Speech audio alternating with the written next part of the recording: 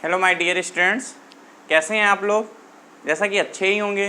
तो चलिए, आज तक जैसा कि अभी तक हम लोग पैराबोला और एलिप्स डिस्कस कर चुके थे, आज हम लोग हाइपरबोला का एक इंपॉर्टेंट क्वेश्चन डिस्कस करते हैं।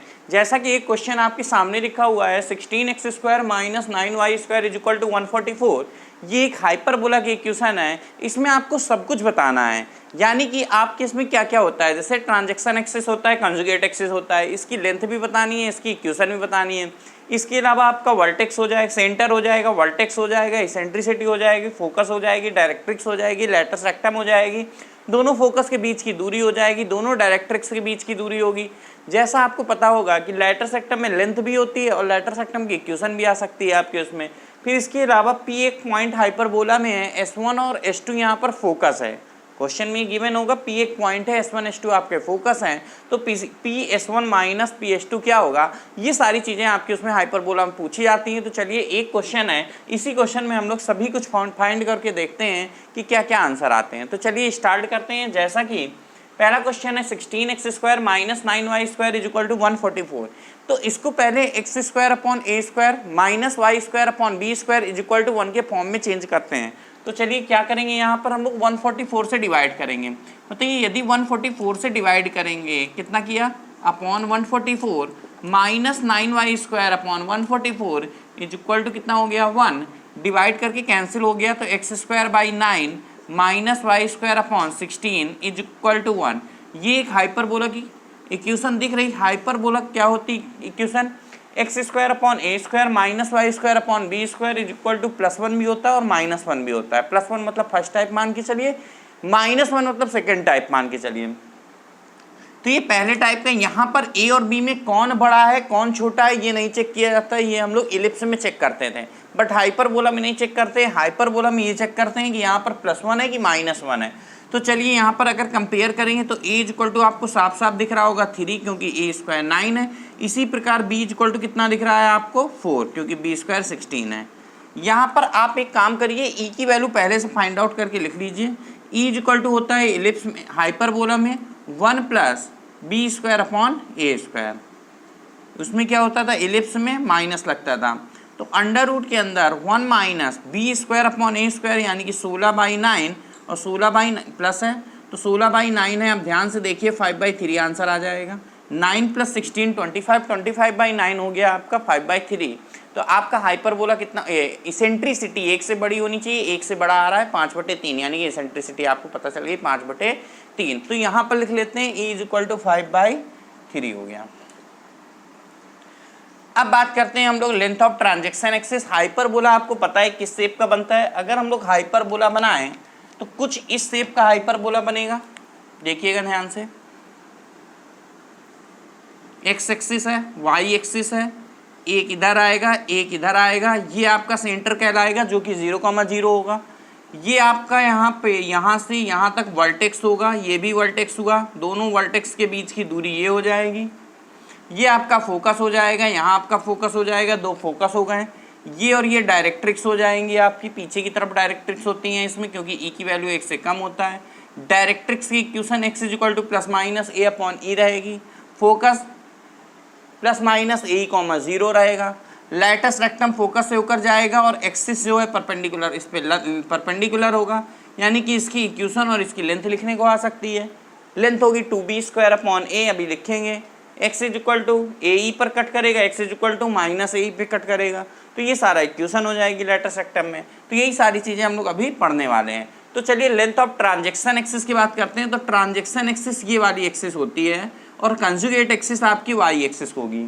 तो ट्रांजैक्शन एक्सिस की अगर इक्वेशन लिखने की बात करें, अगर लेंथ लिखने की बात कर रहे हैं, अनुप्रस्थ अक्ष, और कंजुगेट एक्सिस मतलब संयुग्मी अक्ष। तो यहाँ पर अगर हम अनुप्रस्थ अक्ष लिखना चाहते हैं, ट्रांजैक्शन एक्सिस लिखना चाहते हैं, तो ये वाली एक्सिस आएगी। लेंथ जो होगी वो यहाँ से यहाँ तक होगी, और यहाँ से यहाँ तक की लेंथ कितनी हो गई, 2a हो गई, क्योंकि यहाँ से यहाँ तक a होता है, ये वर्टेक्स कहलाता है, A,0 इसका वर्टेक्स हो जाता है। तो ये पूरा 2a हो जाता है। अब यहाँ पर ट्रांजैक्शन, अगर आपको हाइपरबोला का बेसिक क्लियर है, ये क्वेश्चन आपको बिल्कुल आसान लगेगा। तो यहाँ पर बताइए लेंथ ऑफ ट्रांजैक्शन एक्सिस कितना हो गया। अगर A 3 है तो ट्रांजैक्शन एक्सिस 2a होता है, यानी कि 6 हो जाएगा। इसी प्रकार कंजुगेट एक्सिस की अगर लेंथ की बात करें तो B 4 है, कंजुगेट एक्सिस आपका 2b होता है, 2b कितना हो जाएगा यहाँ पर, b 4 है तो 8 आ जाएगा।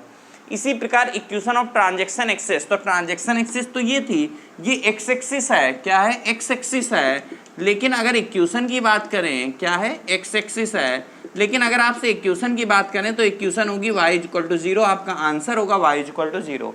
कंजुगेट एक्सिस की बात करें तो इसकी इक्वेशन होगी, ये होगा कंजुगेट एक्सिस, यानी कि कंजुगेट एक्सिस आपका y एक्सिस होगा, लेकिन हम लोग से इक्वेशन पूछेगा तो x=0 हो जाएगी। y एक्सिस की इक्वेशन क्या होती है, x=0।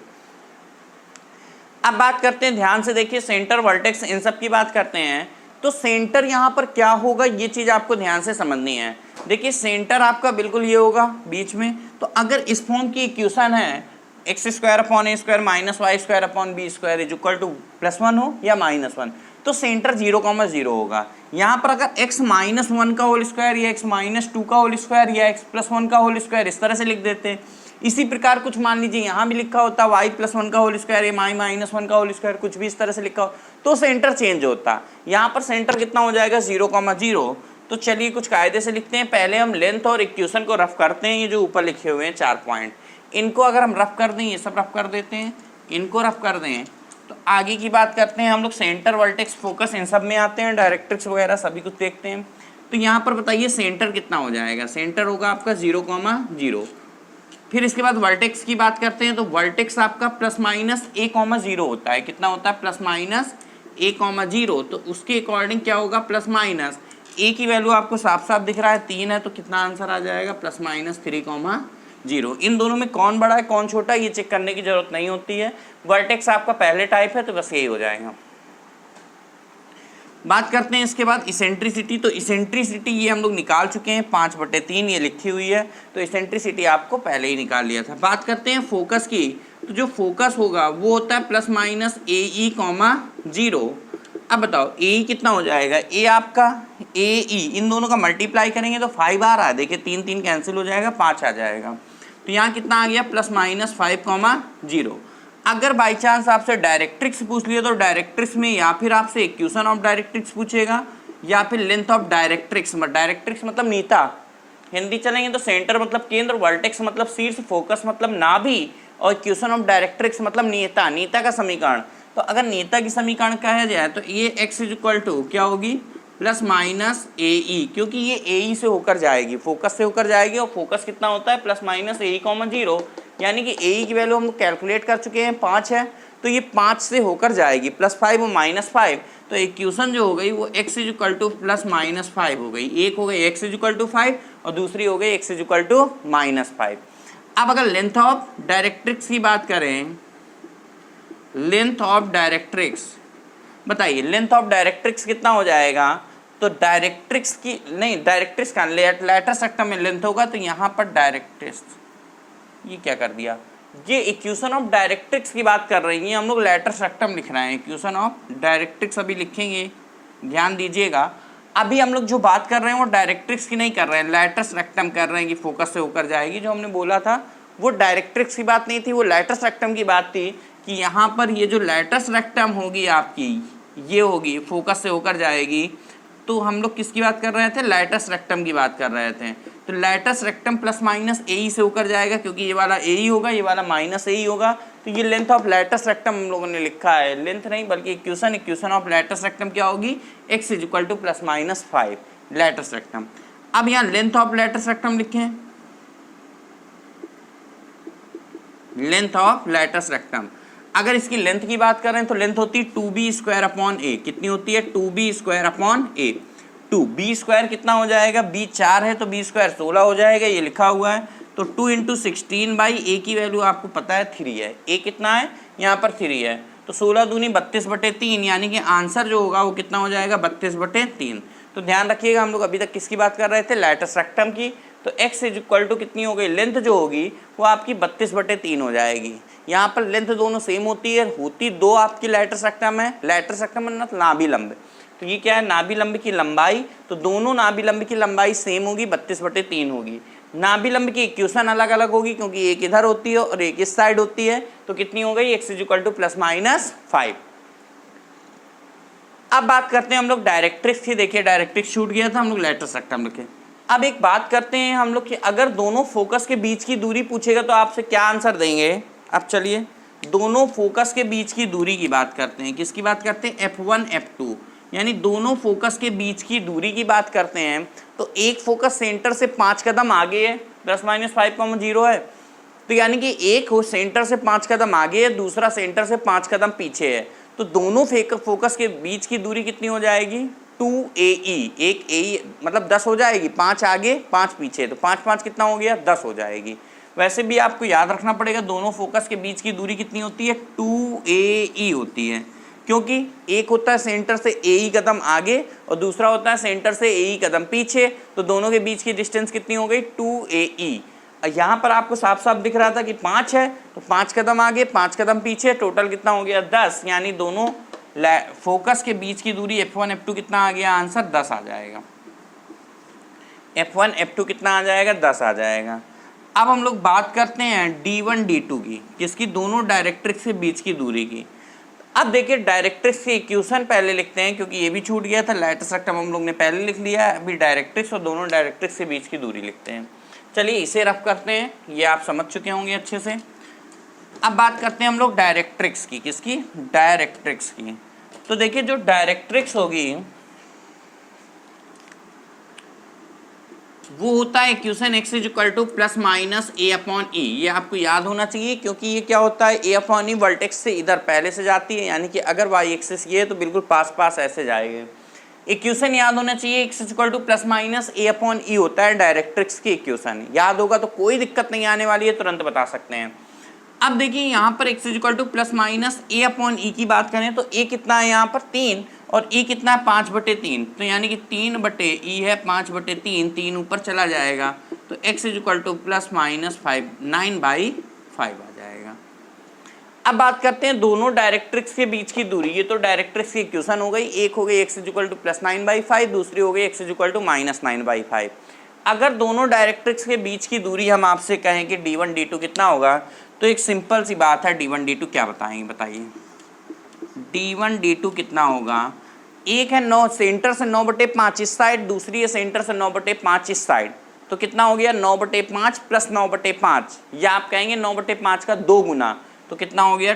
2 × 9/5, तो आंसर विल बी 18/5। गुणा करेंगे, भाग देंगे तो 3.6 आ जाएगा। 5 से भाग दे देंगे, कितना आ गया? 3.6 आ गया। यानी कि आपके दोनों डायरेक्ट्रिक्स के बीच की दूरी कितनी होगी? 3.6। दोनों फोकस के बीच की दूरी कितनी आ रही थी? 10। यहाँ पर कितना आएगा? दोनों डायरेक्ट्रिक्स यानी दोनों नेताओं के बीच की दूरी 3.6। आप ऐसे भी कह सकते हैं कि ये जो होती है, ये एक होती a/e इधर, एक होती a/e इधर, तो जो दोनों के बीच की दूरी होती है वो 2a/e होता है। कितना होता है? 2a/e। a/e आपको पता है 9/5 आ गया था, तो यहाँ 9/5 लिख दो। 2 × 9/5 = कितना आ गया? 18/5। तो आप चाहे 2a/e याद रखिएगा, उससे भी 18/5 आएगा। चाहे आप ऐसे याद रखिएगा, a/e एक इस साइड होती है, एक इस साइड होती है।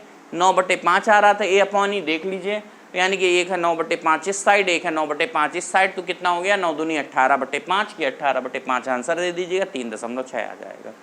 देख लीजिए ध्यान से, डायरेक्ट्रिक्स की भी हो गई आपकी इतनी। अब लास्ट चीज बनती है PS1 - PS2। देखिए सबसे लास्ट में नीचे लिखा हुआ है। अब PS1 PS2 है क्या, इसको समझने के लिए हम इसे सब कुछ रब करते हैं। ए की वैल्यू ध्यान रखिएगा, आपको 5 आ गई थी। अब हम लोग बात करते हैं PS1 - PS2। अगर इसमें PS1 - PS2 पूछा जाता है, ए की वैल्यू हम लोग की 3 थी और बी की वैल्यू हम लोग की 4 थी और ई की वैल्यू 5/3 थी। अगर हम लोग इस तरह से बात करते हैं, ये हाइपरबोला हो गया, सेंटर 0,0 हो गया, वर्टेक्स a,0 हो जाता है, इधर वाला -a,0 हो गया, फोकस AE,0 हो गया, इधर वाला यहाँ पर S1 बोला है फोकस को, S1 और S2, लेकिन हम लोग F1 F2 लिख रहे हैं अभी। -AE,0 डायरेक्ट्रिक्स x = यहाँ से यहाँ तक a/e होती है, तो -a/e, क्योंकि इस साइड है, ये a/e इस साइड होगी, तो x = a/e। ये आपकी पहली डायरेक्ट्रिक्स है, इसलिए D1 से डिनोट कर दीजिए। ये दूसरी डायरेक्ट्रिक्स है, इसलिए दूसरे। अभी तक हम लोग क्या क्या पढ़ रहे थे, यही सारा पढ़ा था हम लोग ने। कंजुगेट एक्सिस नहीं, ये transverse axis, conjugate axis, length है 2a, लेंथ है 2b इन्हीं की। वर्टेक्स, सेंटर पहले आ जाइए, centre 0,0, vertex plus minus a,0, focus plus minus a,0, directrix plus x equal to plus minus a/a, दोनों फोकस के बीच की दूरी 2a, दोनों डायरेक्ट्रिक्स के बीच की दूरी 2/a। ये सारी चीज़ें अभी तक हम लोग पढ़ रहे थे। और क्या पढ़ा, लैटस रेक्टम के बारे में पढ़ा था, यानी कि इधर से एक सी लाइन खींच दो जो हाइपरबोला को टच कर रही है। लैटस रेक्टम कितनी होती है, 2b² होती है, दोनों सेम होगी, एक ये होगी एक ये होगी। अगर हम लैटस रेक्टम की इक्वेशन पूछें तो यानी कि ए ई पर कट कर रहा है एक्स एक्सिस को, तो x इक्वल टू ए और इधर से x equal to minus a, इसीलिए लैटस रेक्टम की इक्वेशन डायरेक्ट कह देते हैं, x equal to plus minus a, और दोनों के बीच की दूरी कितनी हो गई, 2a। ध्यान रखिएगा, जो दोनों फोकस के बीच की दूरी होगी वही दोनों लैटस रेक्टम के बीच की दूरी होगी। अब बात करते हैं हम लोग PS1 माइनस PS2। आंसर जैसे मान लीजिए दिया है इसमें 6, 8, 9, 12, 16, 20, इस तरह से मान लीजिए ऑप्शन दिया है। अब देखिए यहाँ पर हम लोग करेंगे क्या, ये चीज़ ध्यान दीजिएगा। हम लोग चूंकि इसका एक कांस्टेंट आंसर है, एक फिक्स आंसर आ रहा है, तो हम लोग जो PS1, P कहाँ है, हाइपरबोला में एक पॉइंट है, तो यहाँ पर P जो पॉइंट है वो हम लोग कहीं भी हाइपरबोला में मान सकते हैं। जैसे यहाँ पर मान लिया, तो हम लोग को यहाँ पर मान लिया तो जज करना मुश्किल हो जाएगा। P मान लिया तो PS1, S1 क्या है, फोकस, तो यहाँ F1 लिखा है, F1 मान लिया, PF1 plus PF minus PF2, या PF1 माइनस PF2 क्या है, इन दोनों का डिफरेंस पूछ रहा है। हम लोग F1 इसे मानेंगे तो ये दूर हो जाएगा, ये बड़ा हो जाएगा, ये छोटा हो जाएगा, PF1 माइनस PF2। अब देखिए यहाँ पर अगर कोई दिक्कत नहीं, हम लोग इसे F1, इन दोनों का डिफरेंस चाहिए, आप समझ गए होंगे, चाहे इसको F2 कर दो, इसको F1 कर दो, वो भी आ जाएगा। अब यहाँ पर जज करना थोड़ा मुश्किल हो रहा है कि आंसर कितना होगा, तो हम लोग एक काम करते हैं, इसके 4 कांस्टेंट ऑप्शन ही तो दिया है, तो हम लोग काम क्या करेंगे, यहाँ पर ध्यान से समझिएगा इस बात को कि हम लोग जो पॉइंट है वो यहाँ पर मान लेंगे। कहाँ पर मान लेंगे, वर्टेक्स में, इसको मान लिया P पॉइंट है। अब हमें इन दोनों का डिफरेंस चाहिए, यानी कि PF2 माइनस PF1 करेंगे, क्योंकि PF2 दूर है, तो यहाँ से यहाँ तक हो गया PF2 और यहाँ से यहाँ तक हो गया PF1। अब बताइए अगर यहाँ से यहाँ तक में, यहाँ से यहाँ तक माइनस करना है, तो ये जो डिस्टेंस है ये ए माइनस ए होगा कि नहीं, और ये डिस्टेंस और ये डिस्टेंस सेम होगा, क्योंकि वही पॉइंट तो लिखे हैं, उधर प्लस में है इधर माइनस में है, सेंटर के जो जितना इधर लिखा है वही इतना इधर लिखा हुआ है, तो ये जो डिस्टेंस होगी वो इसके बराबर होगी। तो कहने का मतलब हमें यहाँ से यहाँ तक में और यहाँ से यहाँ तक माइनस जो करना था, जो डिफरेंस पता करना था, हम लोग इसको ये लिख दें और हम लोग कह दें कि भाई यहाँ से यहाँ तक में यहाँ इतना माइनस कर दो, तो बताओ यहाँ से यहाँ तक आंसर आ जाएगा। ये बात क्लियर हो गई कि नहीं हो गई, यहाँ से यहाँ तक में अगर हम इसको माइनस करेंगे तो यहाँ से यहाँ तक बचेगा कि नहीं बचेगा, क्योंकि हमने इसकी जगह इसको लिख दिया है। ये बात क्लियर हो गई। अब देखिए जो आंसर आएगा वो कितना आएगा, यहाँ से यहाँ तक का आएगा। अब यहाँ से यहाँ तक यानी कि दोनों वर्टेक्स के बीच की दूरी आ गई, ये सेंटर से एक कदम आगे, ये सेंटर से एक कदम पीछे है, तो यहाँ से यहाँ तक की डिस्टेंस कितनी होती है, 2a। अगर आपसे कहे दोनों वर्टेक्स के बीच की दूरी बताओ तो सीधे से क्या बताओगे, 2a, तो जो ट्रांसवर्स एक्सिस के इक्वल होती है। तो यहाँ पर जो इसका आंसर आएगा वो 2a आएगा, और यहाँ पर a की वैल्यू आपको पता है 3 है, तो आंसर कितना आ जाएगा, 6 आ जाएगा। यानी कि PS1 माइनस PS2 एक फिक्स आंसर आता है, 2a होता है। कितना होता है, 2a।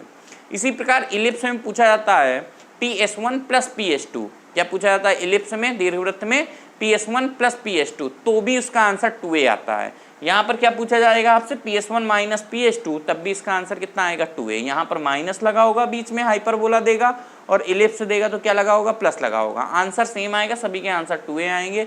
यहाँ पर 2a आ गया, 2a इक्वल टू कितना हो जाएगा, देख लीजिए ध्यान से, 6 आंसर आ जाएगा, क्योंकि a की वैल्यू कितनी है, 3 है, तो 2a कितना हो गया, 6 हो गया। तो क्लियर है। तो ये आपने आज आप हाइपरबोला का एक क्वेश्चन डिस्कस किया, इसमें आपने सारी चीज़ें जान लिया, क्या फोकस होता है, वर्टेक्स होता है, डायरेक्ट्रिक्स होता है, जो भी है, लैटस रेक्टम होता है, ट्रांसवर्स एक्सिस, कंजुगेट एक्सिस, जो भी डिस्कस किया, ये सारी चीज़ें हम लोग ने इसमें डिस्कस कर ली। अब हम लोग नेक्स्ट लेक्चर में एक क्वेश्चन डिस्कस करेंगे जिसमें सेंटर चेंज हो जाएगा। सेंटर क्या हो जाएगा, चेंज हो जाएगा, मतलब इक्वेशन कुछ ऐसे दी जाएगी, यहाँ पर जैसे ये दिया गया है कुछ ऐसे दी जाएगी, x+1 का होल स्क्वायर बाई 16 या 9 कुछ भी लिख सकता है, अपान में 25 कर दिया, y-2 का होल स्क्वायर या y प्लस, तो इस तरह से आपको दे सकता है। तो यहाँ पर सेंटर 0,0 नहीं है, सेंटर कितना है -1,2 है, सेंटर कितना -1,2। तो इस टाइप के क्वेश्चंस हम लोग नेक्स्ट क्लास में डिस्कस करेंगे, जिसमें सेंटर 0,0 ना होके कुछ और सेंटर होता है वो डिस्कस करेंगे। फिर उसके बाद नेक्स्ट लेक्चर में हम लोग क्या डिस्कस करेंगे, नेक्स्ट लेक्चर में कुछ इस तरह की चीज़ें हैं जिसमें इक्वेशन नहीं दिया जाएगा, आपको इक्वेशन बतानी होगी या फिर कुछ और बताना होगा। दिया क्या जाएगा, तो फिर दिया इस तरह से जाएगा, फोकस ये है, डायरेक्ट्रिक्स ये है, इस तरह से कुछ ना कुछ दे दिया जाए। इसेंट्रिसिटी ये है 2a या a की लंबाई a बराबर इतना है, तो इक्वेशन बताइए, ये बताइए, वो बताइए, बहुत सारी चीज़ें देते हैं। तो कोई 2 या 3 इन्फॉर्मेशन आपको दिया जाएगा, उसके अलावा आपसे कुछ भी पूछ सकता है, इक्वेशन भी पूछ सकता है हाइपरबोला की, कुछ और भी पूछ सकता है। तो इस टाइप के और भी क्वेश्चंस आते हैं जो कि हम लोग उसके बाद में डिस्कस करेंगे। तो ठीक है बच्चों, आज हम लोग इतना ही रखते हैं, इतना ही डिस्कस करते हैं, इतना ही पढ़ते हैं। ठीक है, आई होप सभी को अच्छे से इतनी बातें समझ में आ गई होंगी। अब देखिए नेक्स्ट लेक्चर में क्या पढ़ेंगे ये भी हमने बता दिया है। तो ठीक है बच्चों, इसका रिवीजन करिए, ध्यान से पढ़िए, इसको नहीं समझ में आया आप फिर से देखिए, 2 बार देखिए, 3 बार देखिए, नहीं समझ में आया कमेंट बॉक्स में बताइए, दोबारा बताया जाएगा। ठीक है, वीडियो को लाइक करना मत भूलिएगा, वीडियो को लाइक कीजिए, शेयर कीजिए, कमेंट कीजिए। ठीक है, अभी तक हमारे चैनल को सब्सक्राइब नहीं किया है तो चैनल को सब्सक्राइब कीजिए। ओके बच्चों, तब तक के लिए ओके, फिर बाय बाय, थैंक यू।